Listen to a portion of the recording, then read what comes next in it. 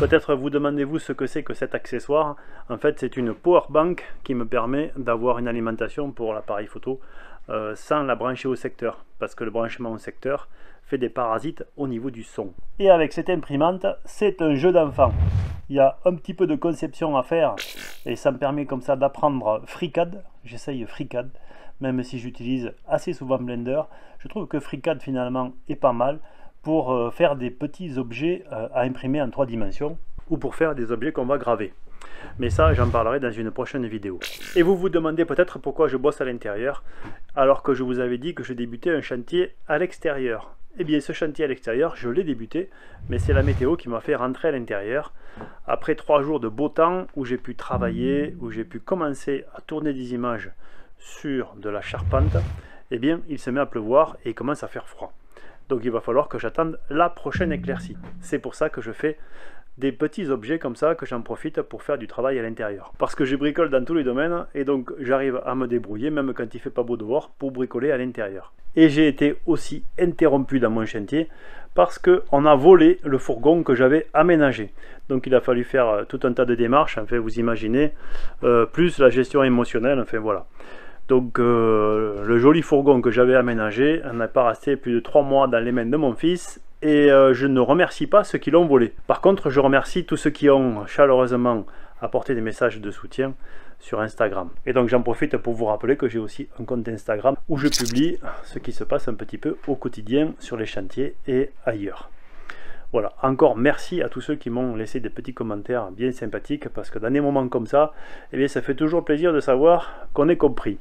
Enfin, en tous les cas, moi j'ai passé quelques moments là où j'étais un petit peu en colère et j'avais plus trop envie de bricoler, vu le temps important que j'ai passé à faire la modernisation et l'entretien de ce joli fourgon. J'avais fait à l'époque quelques vidéos sur le sujet. Peut-être que mon fils rachètera un fourgon et que je l'aménagerai à nouveau.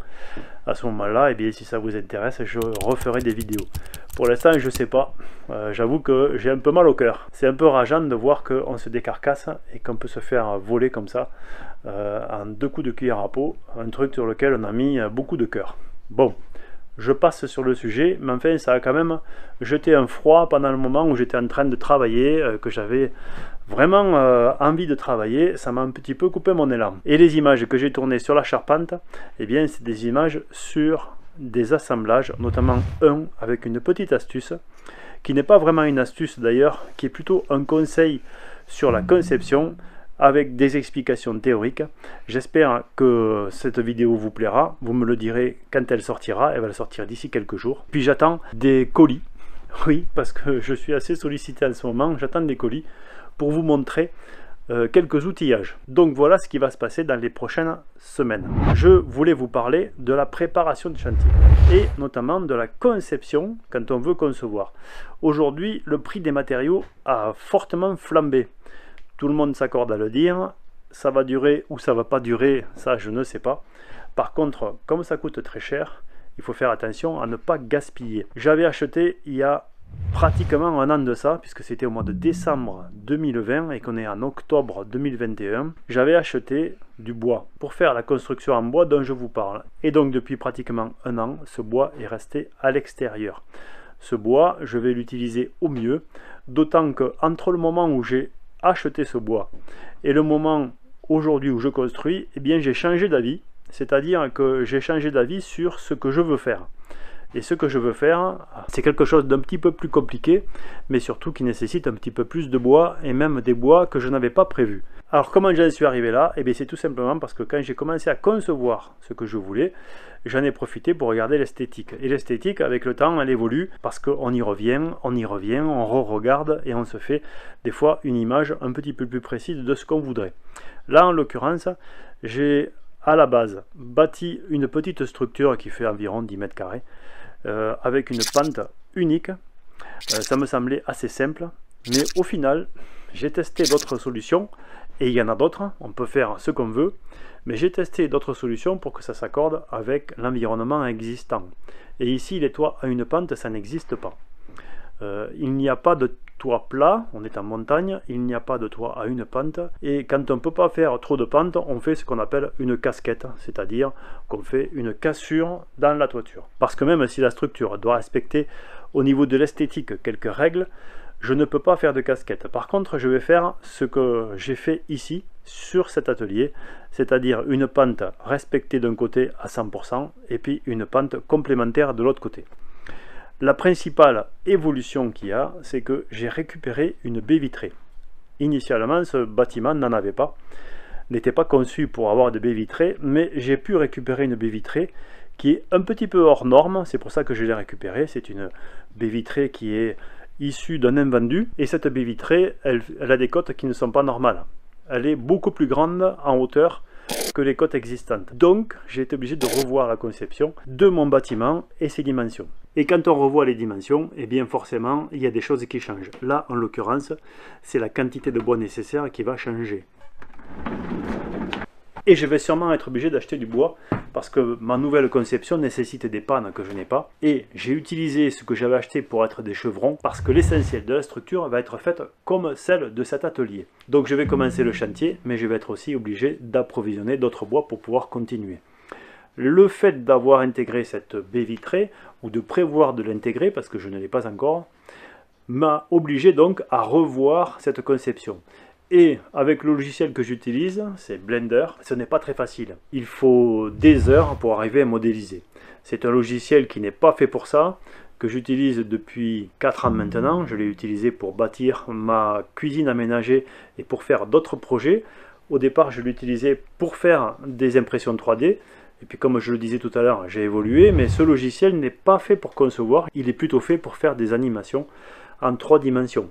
Pixar l'utilise pour faire ses animations. Je ne fais pas moi d'animation chez Pixar, je fais juste de la conception, et ce logiciel n'est pas très adapté à ça. Pour autant, après quelques heures de modélisation, j'ai réussi à rehausser cette structure et à rajouter 2 pentes. Donc avec ça, j'arrive à savoir assez facilement quelles sont les longueurs dont j'ai besoin et quelles sont les quantités, section par section. Tout simplement en ajoutant des couleurs, on arrive à grouper des éléments par section et arriver à avoir grosso modo une quantité de bois.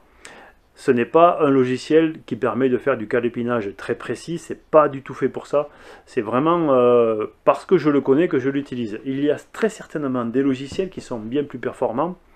Pensez à laisser des commentaires si vous en utilisez, que vous trouvez utile à partager dans cette communauté. Parce que j'ai pas forcément toujours les bons outils. Là, en l'occurrence, ce que je voulais partager avec vous, c'est la préparation. Comme je le disais tout à l'heure, le bois aujourd'hui, mais d'autres ressources importantes, ont fortement augmenté. Donc, il faut faire attention, ou tout du moins, moi je fais attention parce que j'ai quand même un budget limité. Donc je fais attention à ne pas gaspiller la matière première et à utiliser un maximum des ressources dont je dispose. La conception, c'est donc la base, normalement, de tout chantier. On commence par ça. Et on évite, comme moi, de changer d'avis. Parce que quand on change d'avis, eh bien, on essaye de faire avec ce qu'on a. En l'occurrence, j'avais acheté pratiquement 3000 € de matériel.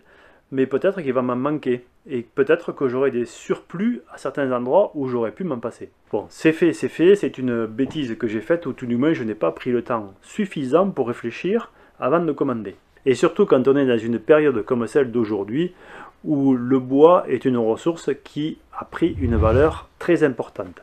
D'ailleurs, on le voit, la scierie qui est à côté de chez moi n'a jamais été aussi pleine, elle est pleine à craquer. Et le bois s'en va je ne sais où, parce qu'en fait ce bois il n'est pas consommé ici. Il s'en va je ne sais où. Mais alors il y en a une quantité astronomique. J'espère que pour ça on n'a pas dénaturé toute la forêt qui m'environne. C'est un autre sujet. Quand on prépare un chantier, il y a aussi l'aspect sécurité. Là, il n'y a pas de travaux en hauteur. Par contre, il y a des outils coupants, il y a des charges lourdes. Donc attention de bien manipuler les charges lourdes pour ne pas vous faire mal. Et si vous travaillez en hauteur, de bien vous assujettir. Pour les outils coupants, chaque fois je le répète, on peut utiliser n'importe quel outil à condition de bien le maîtriser et de faire attention à ses petits doigts. Moi j'en ai encore 10 et j'espère que ça va durer longtemps. Pour les chantiers de charpente, j'utilise 3 outils importants pour tracer. Un mètre à ruban, une équerre et un crayon. Voilà, il n'y a pas plus d'outils que ça pour mesurer et pour tracer. Donc ce mètre à ruban est assez ancien, il est même un petit peu cassé. J'utilise en plus du mètre à ruban une équerre que j'ai achetée il n'y a pas longtemps pour la tester et j'avoue que ça c'est assez pratique. Avant j'utilisais, je l'ai montré dans la première vidéo, j'utilisais des équerres différentes, des équerres de menuisier, c'est beaucoup moins marrant. Et une équerre à la base qui était faite pour la métrologie, donc ça c'est pas terrible pour faire de la menuiserie ou de la charpente. Celle-ci est bien mieux. Il y a plusieurs fonctions dessus, si vous voulez je vous ferai une vidéo, dites-le moi. Ce crayon est intéressant parce que eh bien, il a une grosse mine et donc on peut appuyer assez fortement dessus sans casser la mine, ça c'est bien. Je vous mets des liens dans la description vers tout ce que j'utilise. Si vous voulez avoir plus de caractéristiques, c'est dans la description. Et ensuite je me suis acheté ce petit traceur que j'utiliserai très certainement pour faire la couverture. Je ne pense pas en avoir besoin avant, je l'ai acheté que pour la couverture. Et je ferai une petite modification que je vous montrerai aussi. Je termine cette préparation de chantier, bien sûr, par l'outillage. Vous allez voir, dans la première vidéo que je vais sortir, je vous montre comment on fait avec des outils à main. Des outils très simples. Un ciseau à bois, un maillet, une scie. Je vous ai déjà parlé de mes outils à main. Je vous y renvoie, le lien est dans la description de la vidéo, vers la vidéo où je parle de mes outils à main. Mais j'utilise aussi des machines et je m'en suis fabriqué une spécialement, ou tout du moins j'ai fait une adaptation à une machine existante et je vous montrerai bien sûr ça dans une prochaine vidéo. Et ensuite j'utilise des machines du commerce, j'en ai montré quelques-unes, j'en remontrerai d'autres, on me sollicite pour vous en montrer, donc je ne vais pas hésiter, je vais vous en montrer d'autres. Je m'en suis acheté une, pas plus tard que ce matin, juste pour la démonter et pour vous montrer comment c'est fait à l'intérieur. C'est une machine que j'ai pas payé très cher, mais je vous dévoile pas tout le sujet, je vous donne rendez-vous dans une prochaine vidéo. Enfin sur cette chaîne on aborde tous les sujets du bricolage et je peux vous garantir que d'ici la fin de l'année vous n'allez pas vous ennuyer. Parce que je travaille beaucoup en ce moment, je produis beaucoup de vidéos. J'espère que vous les appréciez. Si c'est le cas, pensez chaque fois à liker, à partager. Et si c'est la première fois que vous venez sur cette chaîne, ici on parle de bricolage et encore de bricolage. Pensez à vous abonner, à cliquer sur la notification. Je vous dis à très bientôt pour un prochain épisode. Et d'ici là, soyez curieux, soyez prudents et bricolez bien.